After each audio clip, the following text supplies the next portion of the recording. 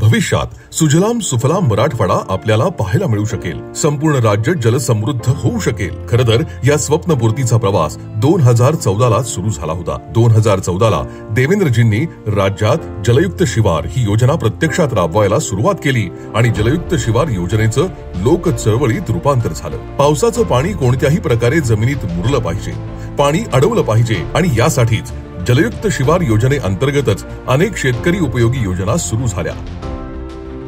गाळयुक्त शिवार, मागेल त्याला शेततळ, मागेल त्याला विहीर, नानाजी देशमुख कृषी संजीवनी प्रकल्प या लोक चळवळीतून मराठवाड्यासारख्या भागातील पाण्याची भूगर्भ पातळी सरासरी 3 मीटरनं वाढली। 20,544 गावांचा पिण्याच्या पाण्याचा प्रश्न मिटला। 39 हेक्टर जमीन ओलिताखाली आली। त्याचबरोबर टँकर मुक्त महाराष्ट्राचं स्वप्न साकार होऊ लागलं। पाऊसमान जरी कमी झालं तरी या योजनेमुळे शेतीला पुरेसं पाणी मिळालं आणि उत्पन्नात वाढ झाली। जलयुक्त शिवार योजनेमुळे शेतकरी दुहेरी पिकं घेऊ लागला। सगळं मार्गी लागत होतं, पाण्याचा प्रश्नही सुटत होता।